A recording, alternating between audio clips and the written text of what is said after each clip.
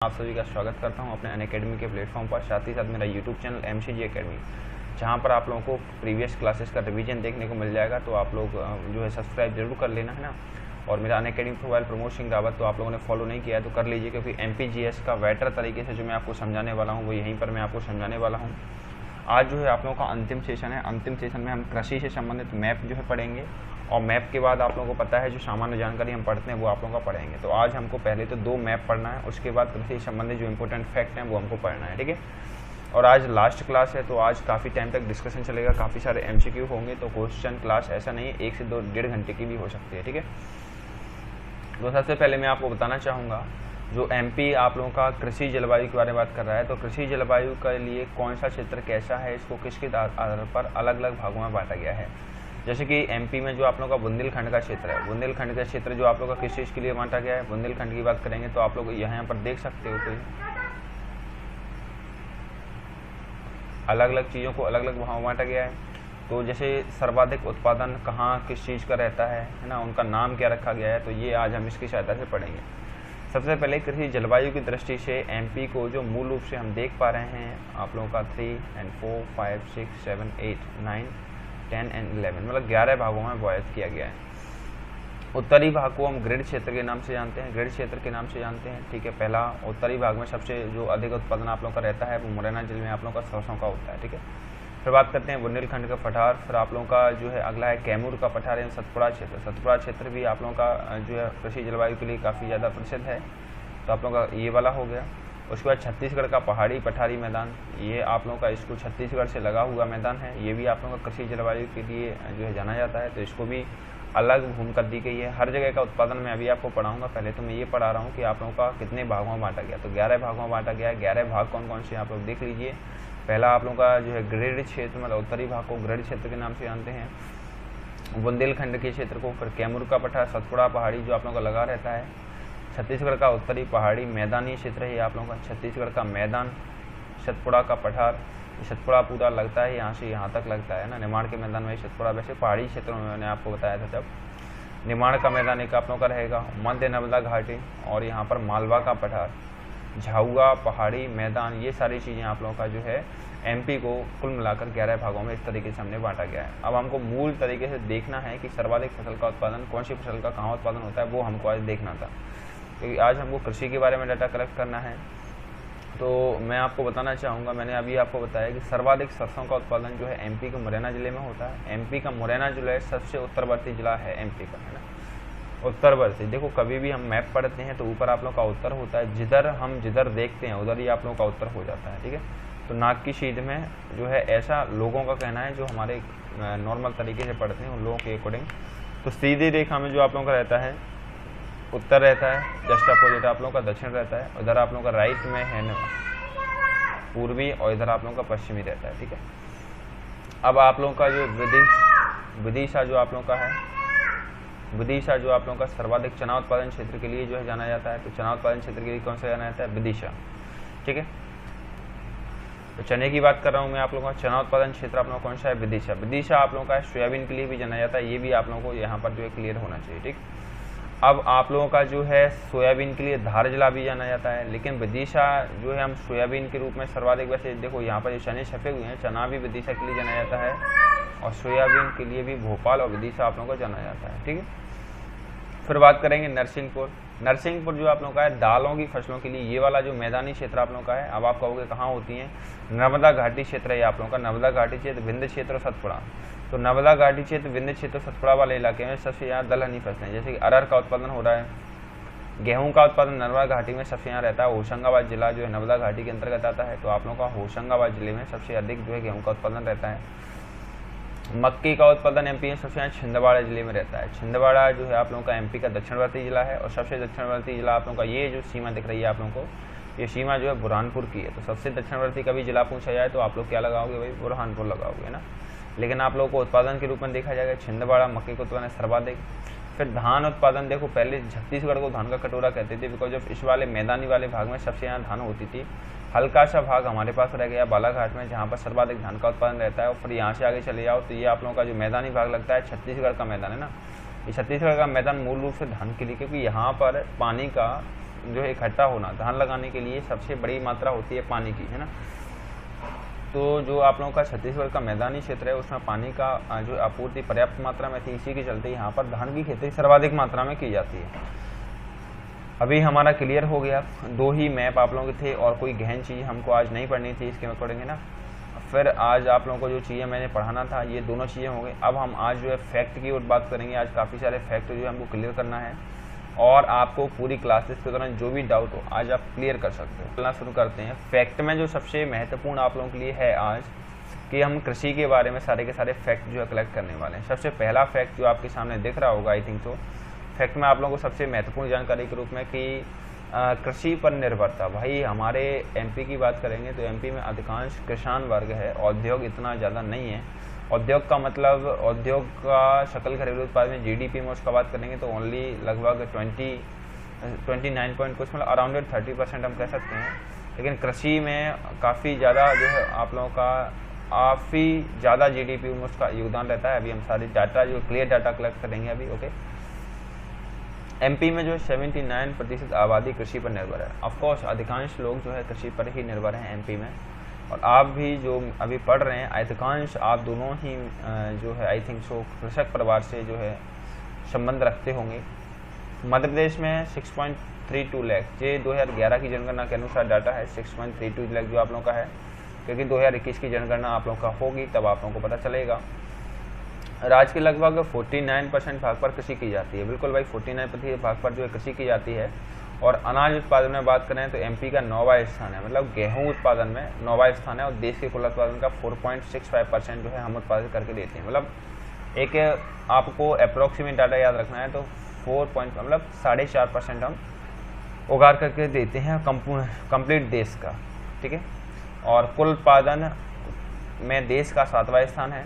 और प्रति व्यक्ति खाद्यान्न उत्पादन की बात करेंगे तो ये इतना आप लोगों का है, ठीक है।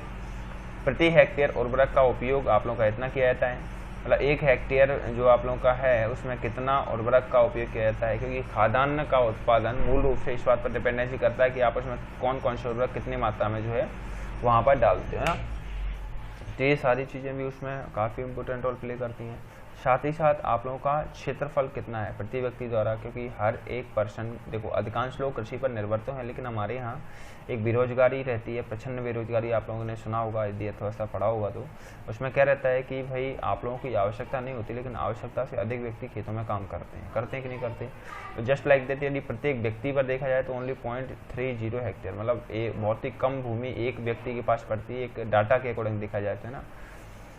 देखो सकल घरेलू उत्पाद में इसका 21.3, मतलब काफ़ी अधिकांश भाग जो इसके द्वारा कवर किया जाता है। और 29.32 जो है आप लोगों का उसके उद्योगों के द्वारा कवर किया जाता है, मतलब ठीक है काफ़ी है भाई। जीडीपी में इसका योगदान बहुत ही अत्यंत महत्वपूर्ण रोल प्ले करता है, क्योंकि अधिकांश जो राष्ट्र हैं उनका मूल रूप से उद्योगों से ही चलता है जीडीपी, लेकिन हमारा कृषि में भी योगदान है, कृषि का भी योगदान है, तो बहुत अच्छी बात है।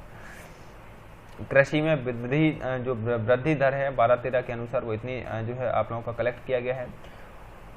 और ठीक है, ये नहीं, इसमें जो भी चीज़ें आप लोगों को फैक्चुअल लगती हैं वो मैं टिक करता चलता हूँ। देखो जैसे कि सबसे पहले आप लोगों का कृषक परिवारों का डाटा कभी नहीं पूछा जाएगा, लेकिन हाँ ये है कि कितने प्रति भाग पर जो है खेती की जाती है, तो ये आप लोगों को याद कर लेना है। अनाज उत्पादन में एमपी का भारत में कौन सा स्थान है, ये आप लोगों को याद कर लेना है।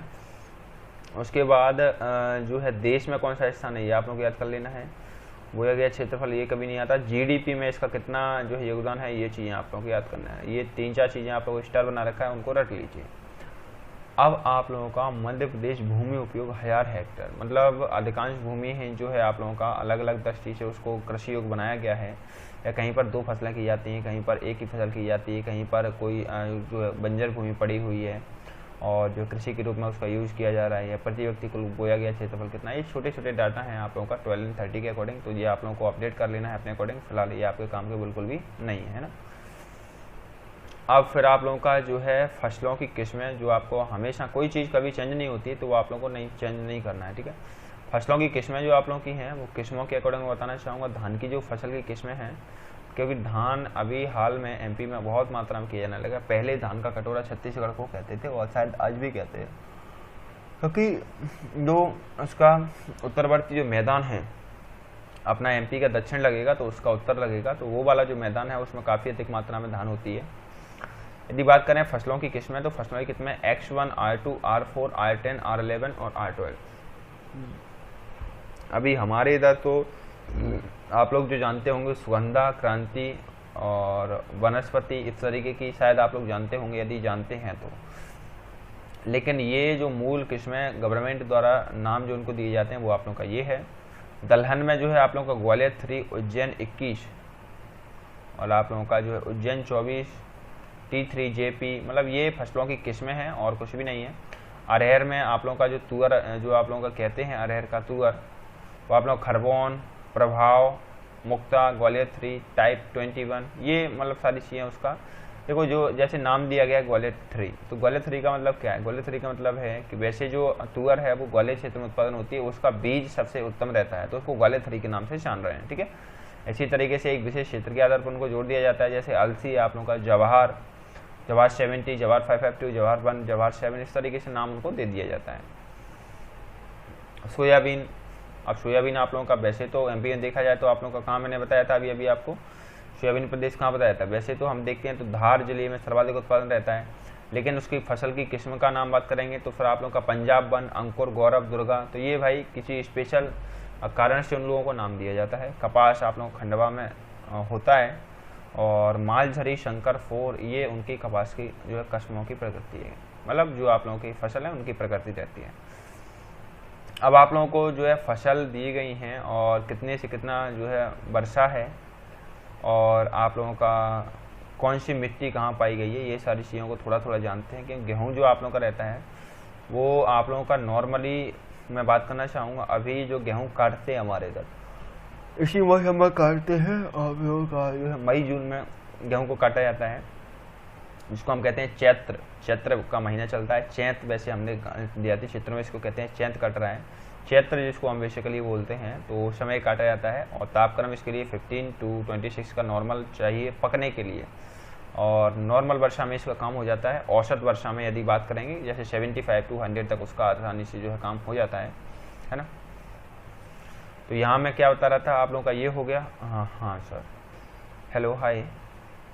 चावल के बारे में बात कर रहा था। चावल के लिए मैंने अभी आपको बताया अधिकांश पानी की आवश्यकता रहती है। चावल एमपी के बालाघाट में किया जाता है। बालाघाट क्या है आप लोगों को छत्तीसगढ़ टच रहता है, और छत्तीसगढ़ को धान का कटोरा कहा जाता है क्योंकि वहाँ की अनुकूल परिस्थितियाँ धान के अकॉर्डिंग, क्योंकि वहाँ पर पानी जो है अधिकांश मात्रा में आपको उपलब्ध हो पाता है। 125 से 200 सेंटीमीटर की नॉर्मल बारिश।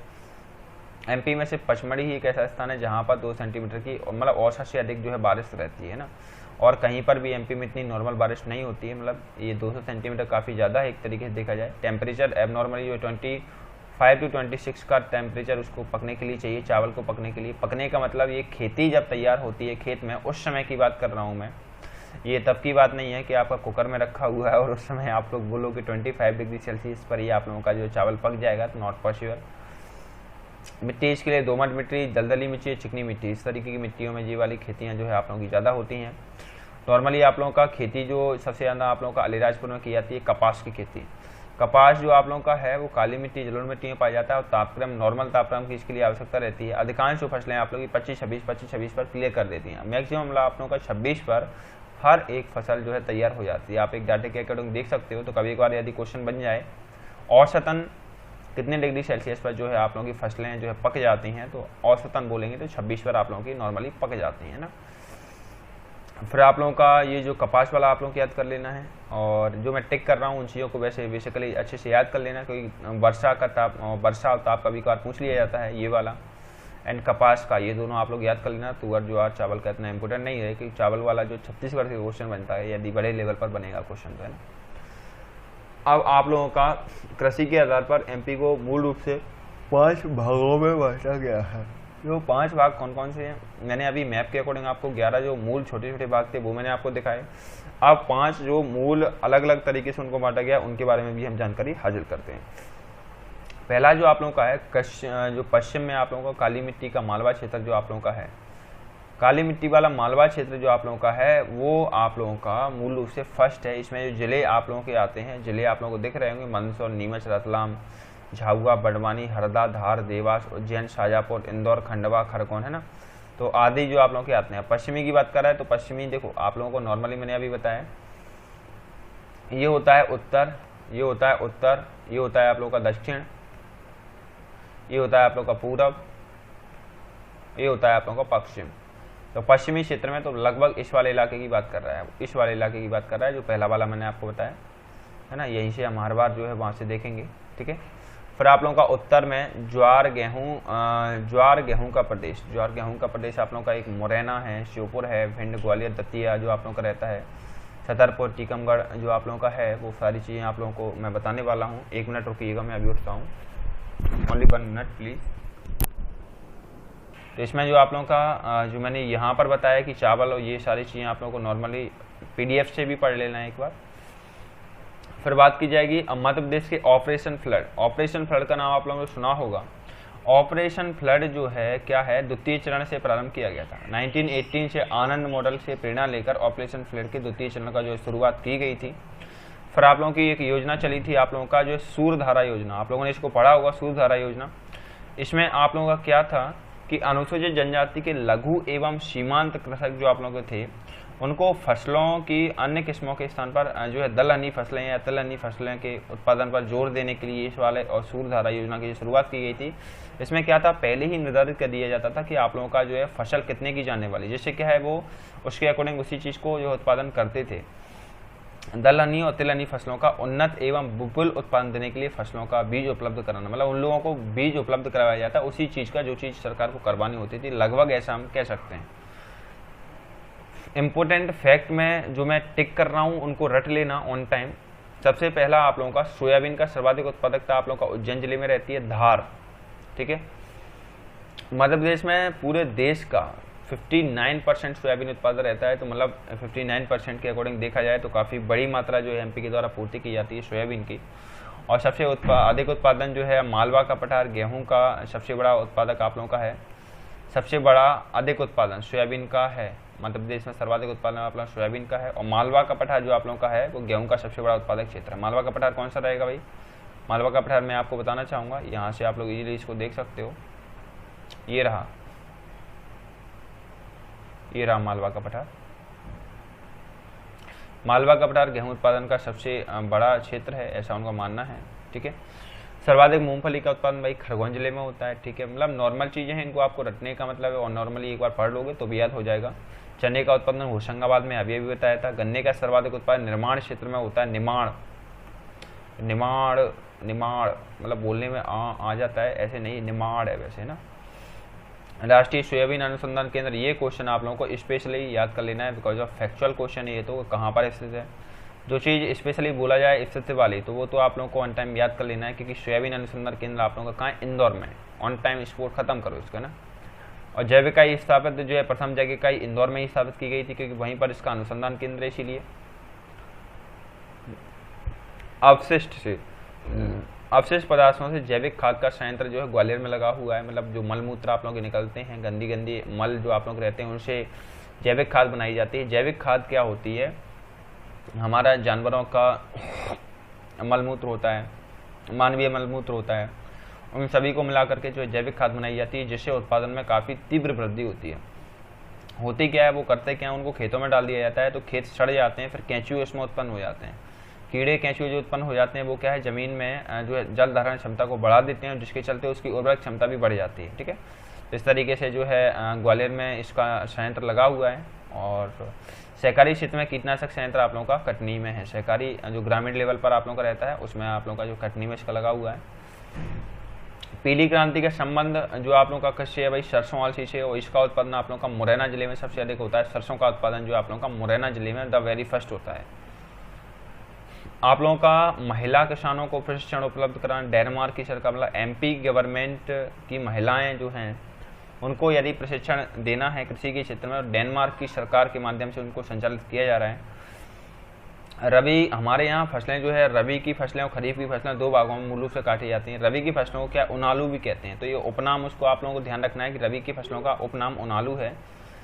उनालू, और देखो आप लोगों को कटने का टाइम ध्यान रख लीजिए या बुआई का समय ध्यान रख लीजिए। मेरे हिसाब से जो है कटने का टाइम आपके लिए बेटर रहेगा कि रबी की फसलें जो आप लोगों की रहती हैं, देखो इसको याद करने के लिए क्या आप भूल जाते हो तो भूलना नहीं है। रबी की फसलें रबी के मौसम में काटी जाती है। रबी का मौसम गर्म होता है, रबी का मतलब होता है सूर्य, तो रबी की फसलें रबी के मौसम में काटी जाती हैं। रबी का मौसम आप लोगों को पड़ता है मार्च अप्रैल में, जब बहुत गर्मी पड़ती है ना, तो रबी की फसलें रबी के मौसम में काटी जाती हैं। आप लोगों के लिए याद करने में आसानी रहेगा, ठीक है। एंड खरीफ की फसलें खरीफ के मौसम में, इनको खयालू के नाम से जानते हैं। रबी को ओनालू और खरीफ को खयालू।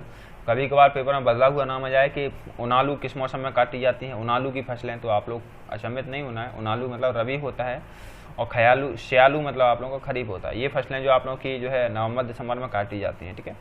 काटने का सीजन ध्यान आप लोगों को रखना है।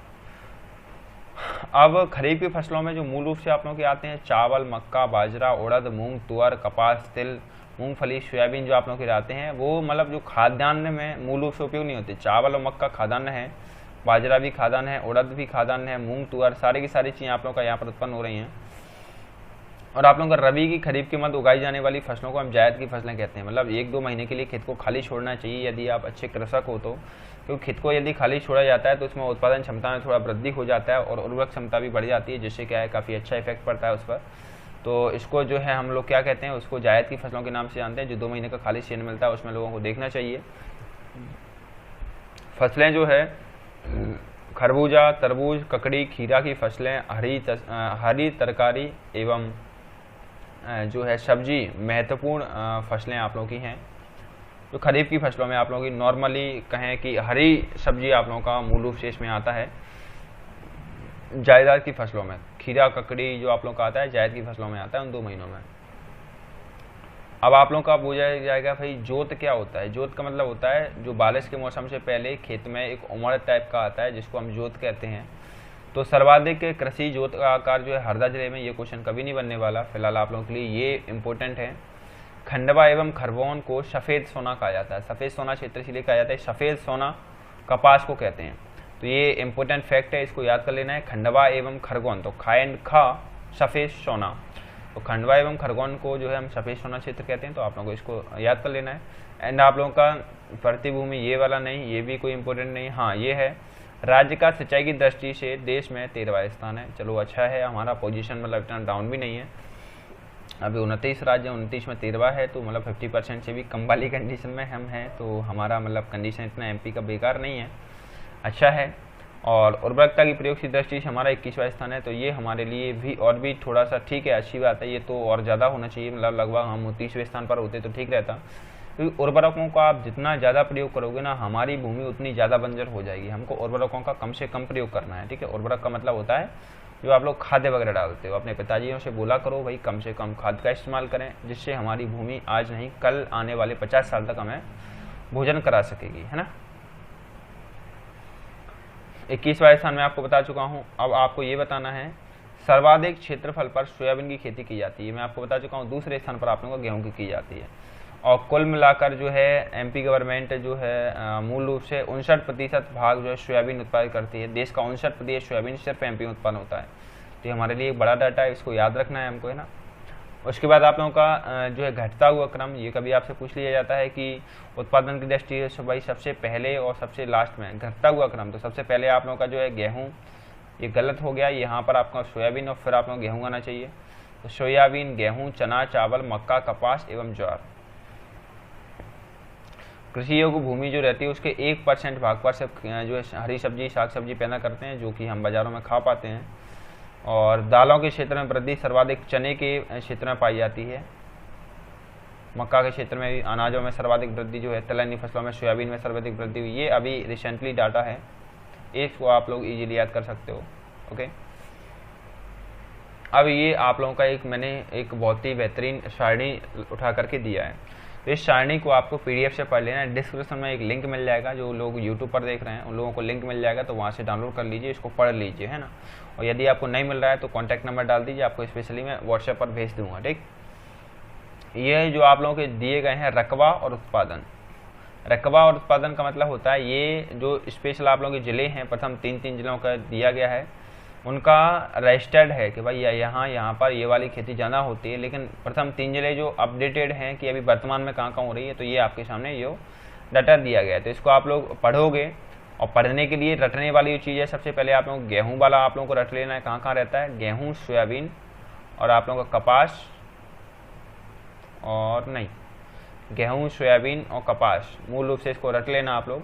धान देख रहा था, धान पहले नंबर पर ये आप लोगों का, ये चारों के चारों आप लोगों के इंपॉर्टेंट है। इनके प्रथम 3 जिले और अंतिम 3 जिले, ये सारी चीज़ें आप लोगों को याद करना है। मैं आपको एक बार पढ़ के दिखाता हूँ। बालाघाट, सिवनी, मंडला, जो कि आप लोगों को छत्तीसगढ़ को करेक्टली टच करता है। न्यूनतम 3 जिले आप लोगों के ये हैं, इंदौर, नीमच, शाजापुर। प्रथम 3 जिले जो सिक्वेंस वाइज हम देख रहे हैं वो सेम हैं, और न्यूनतम 3 जिले भी ये सेम ही है, मतलब कोई अपडेट इसमें नहीं है। सेम कंडीशन आप लोगों का जो है होशंगाबाद, विदिशा और सीहोर प्रथम 3 जिले जिन पर जो है गेहूँ का उत्पादन होना है, और वर्तमान में हो जो रहा है वो बुरहानपुर, बड़ाघाट और शहडोल में हो रहा है। प्रथम 3 जिले उत्पादन की दृष्टि से आप लोगों का जो है होशंगाबाद, विदिशा और सीहोर है। वर्तमान में वहाँ पर उत्पादन इनमें सिक्वेंस वाइज ज़्यादा हो रहा है, और न्यूनतम जो नए जो जिले हैं जिनमें उत्पादन ज़्यादा हो रहा है, अनूपपुर, उमरिया और टीकमगढ़ है ना। इसी तरीके से सोयाबीन और कपास का आप लोगों को पढ़ लेना है। अगला मैं आपको फैक्ट जो बताने वाला हूँ कि मैंने अभी आपको बता दिया कि जो है गेहूं का सर्वाधिक उपज दर मुरैना जिले में पाई जाती है, तो ये बिल्कुल गलत है। इसमें आप लोग राई कर दीजिए, सरसों की राई, ये कहीं ना कहीं टाइपिंग में मिस्टेक हो गया, इसको राई कर दीजिए। सर्वाधिक जो आप लोगों का पाई जाती है राई या सरसों की राई, इसको आप लोग कर देना, राई पाई जाती है, ठीक है। प्रदेश में सर्वाधिक उपज दर ग्वालियर में है, ये ठीक है। चलो, दालों का उत्पादन बढ़ाने के लिए राष्ट्रीय दलहन विकास योजना आरंभ की गई थी, ये आप लोगों को याद कर लेना है कि राष्ट्रीय दलहन विकास योजना जो किशन में चलाई गई, तो ये आप लोगों का 98-99 में चलाई गई। जिस समय हमारे यहाँ कारगिल युद्ध चल रहा था उस समय काफ़ी कम योजनाएं परिचालित की जा रही थी, बिकॉज ऑफ जो है सरकार के पास बजट होना चाहिए किसी भी चीज़ को करने के लिए, तो उसके पास इतना बजट नहीं था। फिर भी ये छोटी मोटी योजनाएं जो चलाई जा रही थी, कोई भी योजना जब भी चलाई जाती है तो सरकार के अकॉर्डिंग घाटे के लिए चलाई जाती है, क्योंकि सरकार क्या है उसमें इन्वेस्टमेंट करती है। तो जैसे शिक्षा विभाग जो आप लोगों का रहता है ना, सरकारी शिक्षा विभाग सबसे घाटे वाला विभाग रहता है। इसमें ये देखा जाता है कि इस साल कितने का घाटा हुआ, जितना ज़्यादा घाटा होता है उतना अच्छा माना जाता है गवर्नमेंट को, है ना। तो शिक्षा विभाग और सबसे ज़्यादा लाभदायक जो रहता है वो आप लोगों का नशीला विभाग, जो इसमें मतलब नशे की चीज़ें आप लोगों का तस्करी जो रहती है उसमें सबसे ज़्यादा सरकार को फायदा रहता है, ठीक है। सोयाबीन की कृषि जो है देवास जिले में प्रारंभ हुई थी शुरुआत में, और राज्य में उमरिया और कटनी को छोड़कर सभी जिलों में सोयाबीन की कृषि की जाती है, ठीक है भाई। ये बात करा है, प्रारंभ जो है सबसे पहले देवास में हुई थी, वर्तमान में तो फिर आप लोगों को पता ही है कहाँ पर सबसे ज़्यादा, उज्जैन जिले में सोयाबीन हो रहा है। और ये जो आप लोगों का राज्य में 1960 में सर्वप्रथम मंडी अधिनियम पारित किया गया था। ये मंडी अधिनियम क्या होता है? मंडी आप लोग जानते होंगे, कभी भी आप अपना जो है अनाज बेचने के लिए आते हो तो एक मंडी लगता है, मंडी में जो व्यापारी गण आते हैं वहाँ पर खरीदते हैं, तो वो सारी चीज़ें आप लोगों का मंडी अधिनियम के अकॉर्डिंग पारित होती है। 1960 में सर्वप्रथम जो है मंडी अधिनियम वहाँ पर लागू किया गया एमपी में। अब यहाँ पर जो है कृषि के साथ साथ किसान जो है पशुपालन और कुक्कुट पालन भी करते हैं, तो उनके बारे में भी जान लेना चाहिए हम लोगों को। क्या क्या जान लेना चाहिए, इसका मैप मैंने आपको बता दिया था पहले ही कि कौन कौन से जानवर कहाँ कहाँ पाए जाते हैं, उनसे उन लोगों को क्या क्या फ़ायदा होता है ना, तो ये चीज़ें मैं आपको पहले बता चुका हूँ। फिलहाल इसके अकॉर्डिंग हम इसको देखते हैं क्या क्या चीज़ें आपको यहाँ से पढ़ना है इंपॉर्टेंट फैक्ट के रूप में। देखो एमपी में सबसे ज़्यादा जो पशु आप लोगों के हैं वो बकरियाँ हैं, बकरियों की संख्या एमपी में सबसे ज़्यादा है, ठीक है भाई, मान लिया। और राज्य में पशु का घनत्व 110 पशु प्रति वर्ष, प्रति वर्ग किलोमीटर, प्रति वर्ष नहीं प्रति वर्ग किलोमीटर है। मीन्स आप लोगों का 1 वर्ग किलोमीटर में यदि हम जाएंगे तो 110 पशु एब नॉर्मल हमको मिल जाएंगे। और फैक्ट के रूप में जो आपको याद करना है कि राज्य में शहरी डेयरी विकास कार्यक्रम की शुरुआत 1975 में की गई थी। शहरी डेयरी विकास कार्यक्रम की शुरुआत कब की गई थी भाई? ये आप लोगों की गई थी 1975। देखो ये जो आपको याद करना है ये वाला फैक्ट कि राज्य में सर्वप्रथम जो है डेयरी विकास कार्यक्रम की शुरुआत 1975 में की गई। देन उसके बाद आप लोगों का मध्य प्रदेश में कृषि विभाग का नाम बदलकर हाल ही में जो नाम बदल दिया गया है, इसका नाम जो है किसान कल्याण तथा कृषि विभाग इसका नाम जो है कर दिया है, तो कोई बात नहीं। तो यहाँ पर जो आप लोगों का मालवा का पठार गेहूं का भंडार कहा जाता है, ये आपको मैंने अभी मैप के माध्यम से बताया। रेगुलर मैप भी होता है, क्विज भी रहता है और फैक्ट भी रहते हैं। तो मैप हो चुके हैं, फैक्ट चल रहे हैं, क्विज पर हम आगे करने वाले हैं, ओके ठीक है। और सर्वाधिक मात्रा में नाइट्रोजन, यहाँ तक कोई परेशानी नहीं है, तो फिर आपको यहाँ तक में कोई परेशानी नहीं है। तो आप लोगों का जो है नाइट्रोजन वाला जब भी आप लोगों को नाम आता है तो आप लोगों को एक बात ध्यान रखना है, नाइट्रोजन की आपूर्ति जो आप लोगों का रहता है वो आप लोगों का दलहनी क्षेत्रों में रहता है। दलहनी क्षेत्रों में क्या है, उनकी जड़ों में एक राइजोबियम नाम का जीवाणु पाया जाता है जो कि नाइट्रोजन की आपूर्ति सर्वाधिक मात्रा में करता है, ठीक है। दलहनी चीज़ों में सबसे यहाँ पाया जाता है, या जमीनी पौधे जो रहते हैं जिनमें ज़मीन के अंदर फल लगता है, जैसे कि सबसे ज़्यादा जो है आप लोगों का मूंगफली का उदाहरण इसमें सबसे ज़्यादा आता है, तो वो भी आप लोगों को ध्यान रखना है। प्रदेश में जो आप लोगों का किसी भी चीज़ की स्थापना वर्ष जो रहते हैं ना, वो आप लोगों को वन टाइम याद कर लेना है। जैसे कि भूमि विकास अधिगम जो निगम आप लोगों का है, उसका 1977 से 1978 में स्थापना की गई थी। नोट, क्या नोट है, पढ़िए। 18वीं पशु संगणना के अनुसार, जैसे हमारी मानवीय जनगणना होती है, ऐसी पशुओं की भी जनगणना होती है। तुलना में गौवंश जो है आप लोगों का भैंस वंश से 20% वृद्धि हुई है। तो गौवंश में जो है कम वृद्धि हुई है और भैंस वंश में ज़्यादा, मतलब गाय की हत्या ज़्यादा की जा रही है, गाय तस्करी ज़्यादा हो रही है। भैंसों को हम दूध के लिए उत्पादन कर रहे हैं, इसीलिए जो है वृद्धि उसमें ज़्यादातर होती जा रही है। जलवायु के आधार पर मध्य प्रदेश में जो है 7 प्रजनन क्षेत्र आप लोगों का स्पेशली है, 7 प्रजनन क्षेत्र जहाँ पर जो है प्रजनन किया जाता है। पहले इसको चार्जिंग पर लगा लिया जाए। तो यहाँ तक आप लोगों को कोई परेशानी जो है नहीं होना चाहिए। इसमें जो है मूल रूप से 7 प्रकार के प्रजनन हमारे एमपी में पाए जाते हैं। उनमें आप लोगों के अंतर्गत जो है कुछ नस्लों का नया नस्ल किस तरीके से बनती है, एक उच्च किस्म की नस्ल का निम्न किस्म की नस्ल से जो है क्रॉस कराया जाता है, तो जब जाकर के एक नई नस्ल का निर्माण होता है। जैसे क्लोर आप लोगों ने सुना होगा, क्लोर संगोपन कार्यक्रम जो किया गया था, इसके अंतर्गत जो है उन्नत नस्ल की बछियाँ जो आप लोगों का बछियाँ समझते हो, गाय के जो बछड़े या बछियाँ रहती हैं वो उनको हम बछियाँ कहते हैं। तो उन्नत नस्ल की जो है बछियों को पोषित कर गायों में परिवर्तन होने के पशुपालकों को प्रदान करना, मतलब ऐसा उनके द्वारा ऐसा लक्ष्य रखा जाता है। एक नंदीशाला योजना चलाई गई थी 2006 में। इसका उद्देश्य भी ग्रामीणों की गौवंशीय पशुओं की नस्ल को सुधारना। तो उनके अकॉर्डिंग ये सारी चीज़ें डिसाइड की जाती हैं और वो लोग उनमें जो है लोगों को सपोर्ट करते हैं ना। अब आप लोगों का ये वाला जो है सबसे जो चीज़ें आप लोगों की हैं वो सीक्वेंस वाइज कभी ना कभी आप लोगों को पूछ ली जाती हैं। और डाटा जो आप लोगों का दिया गया है वो नॉट इज़ न्यू, तो आप लोग इसको याद तो नहीं करोगे बिकॉज ऑफ 11-12 का डाटा है। इसमें थोड़ा सा जो अपडेट है वो कर देता हूँ, जिससे आप लोग 19-20 का डाटा समझने में आसानी होगी। गेहूं में द्वितीय स्थान पर ये, चावल में 6वें स्थान पर ये, सोयाबीन प्रथम है, तिलहन में आप लोगों का प्रथम है। अन्य राज्यों से बात कर रहे हैं, मध्य पश्चिम और मध्य प्रदेश जो सर्वाधिक उत्पादन क्षेत्र भी आप लोगों को दिए गए हैं। दलहन पर प्रथम है और ज्वार में आप लोगों का द्वितीय हो गया है, ये बात आप लोगों को ध्यान रखना है। ज्वार में हम 2nd स्थान पर आ गए हैं। चने में 2005 से हम प्रथम स्थान पर ही हैं। कपास में 3रे स्थान पर आ गए हैं, सोने का क्षेत्र इसीलिए सफ़ेद सोना इसको हम कहते हैं। सरसों में हम 1st स्थान पर आ गए हैं भाई, क्योंकि दलहनी क्षेत्र में जो मुरैना ने जो असीम विकास किया है जो सरसों को लेकर के, उसके चलते हम जो है पहले स्थान पर आ गए सरसों में।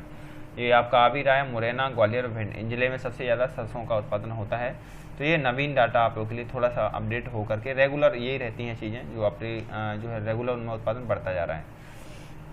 प्रमुख फसल के उत्पादक जिले जो कि मैंने आप लोगों को पॉइंट के अकॉर्डिंग बताया, जैसे गेहूँ आप लोगों कहाँ होता है, चावल कहाँ होता है। तो कुछ एक चीज़ें आप लोगों को बिल्कुल याद करनी है, जैसे कि मैं बताऊँगा गेहूँ, सोयाबीन और आप लोगों का कपास और आप लोगों का वो सोयाबीन, राई, सरसों, गन्ना भी याद कर लीजिए, कोई बड़ी बात नहीं है। अफीम की खेती तो नॉर्मली मंदसौर में ही है, गांजा ये तो नॉर्मल बातें हैं, इनके स्पेशली क्वेश्चन बनते हैं, फिर भी टिक कर देता हूँ क्योंकि एक ही जिला है तो आप लोग आसानी से याद कर सकते हो। अफीम आप लोग को मंदसौर में, गांजा आप लोगों को खंडवा बुरहानपुर में होता है, ठीक है। कपास का ये सफ़ेद सोने के रूप में जाना जाता है कपास, तो इसके क्वेश्चन को थोड़ा सा संभल करके पढ़ना और ऑन द स्पॉट इसको क्लियर कर देना, ठीक है। फिर आप लोगों का प्रमुख एक केंद्र है, केंद्र वाला क्वेश्चन आप लोगों को सेम एज इट इज़ रहता है, मतलब इनमें कोई बदलाव नहीं होता है।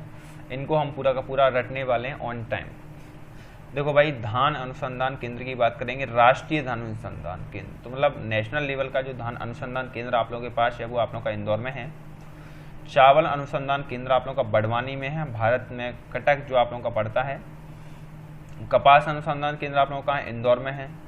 कृषि अभियांत्रिकी अनुसंधान केंद्र आप लोगों का कहाँ है भाई, भोपाल में है।